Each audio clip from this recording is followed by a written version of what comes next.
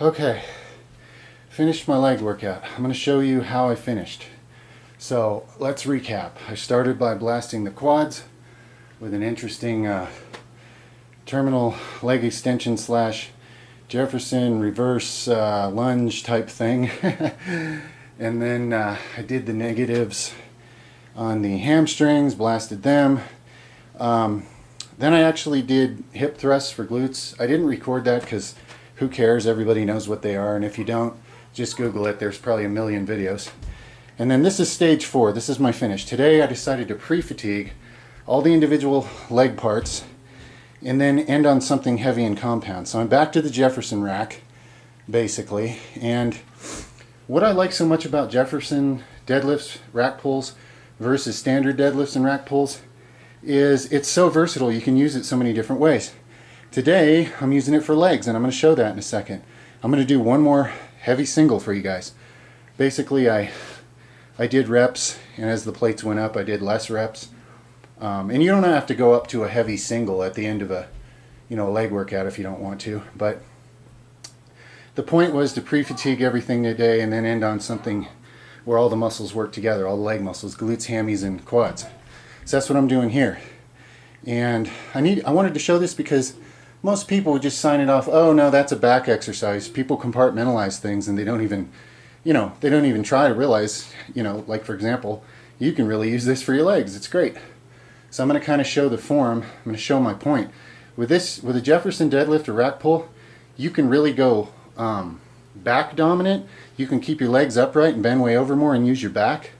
Or you can keep your back more upright, like I'm going to do here, and use your legs. So now granted, my fragile male ego is probably going to have to make another video where I do this lift when I'm fresh, just to show that I can lift some real weight, because 7 plates here isn't real weight for me.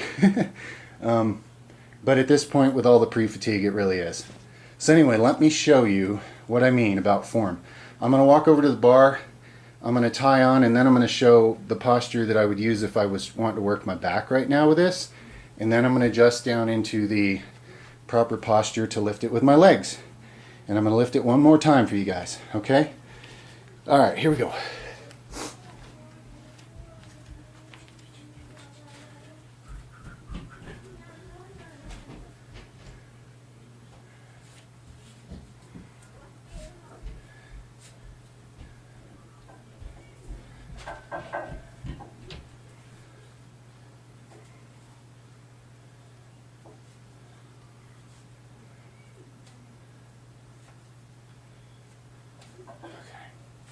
So back would be like this, right?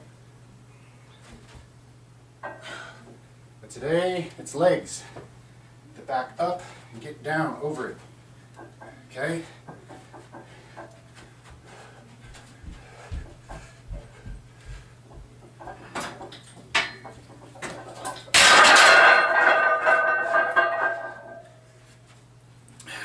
I hope you could see what I'm saying.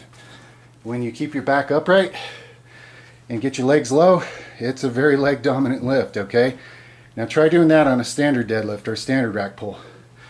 Unless you're built like an alien and your legs bend backwards, good luck with that.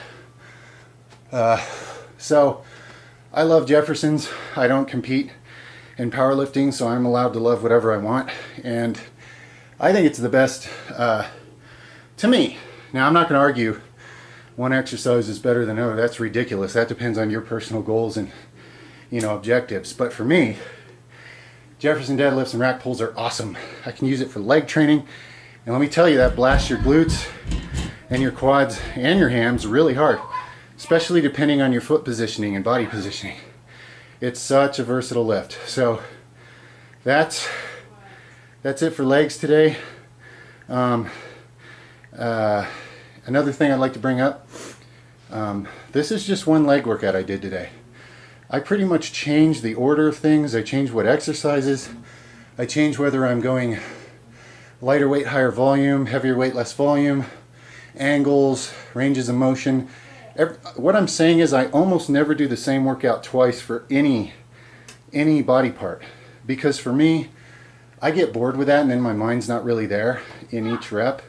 if I keep things creative, I'm much more mentally stimulated, or, you know, hell, even my heart's more in it, you know. So I put more into the workout if I'm being creative and doing things that, you know, inspire me. And my body responds much better because this never gets used to anything. I'm always just shocking the muscles with something different than they've done in a long time, or maybe ever, you know. Creativity goes a long way when it comes to building muscle and building strength overall in different areas. So that's why I like to show stuff, you know, workouts, exercises, thoughts that, you know, I just don't see it, you know.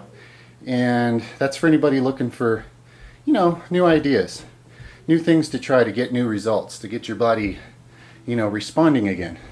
And maybe if you're like me and you like to be creative, you know, it can really cause you to engage your mind-muscle connection a lot better when you're doing something that's more stimulating. It's not boring, you know. And guys, I love regular back squats. Sometimes I just do, you know, 20 sets of squats or something and call it a day on legs. But I'm not going to do that every time because that gets so boring to me. It's just like, oh, let me go do my 20 sets of squats, you know. And I'll get through it, but I won't really be there. I won't really have the mind-muscle connection. So by always changing things up, and, you know, whenever I have an inspiring idea I'd like to do, I throw that into the workout, and it causes my body to have to keep adapting. And I have come upon some exercises that work better, for me anyway, that definitely build more muscle than any of the conventional things I've ever tried. So, you know, I'm going to keep putting things out there like that, videos that kind of, you know, can give you guys some new thoughts, some new angles on things, and some new things to try for anybody interested. All right, so that's leg day. Signing out from Muscle Dungeon. May the force be with you.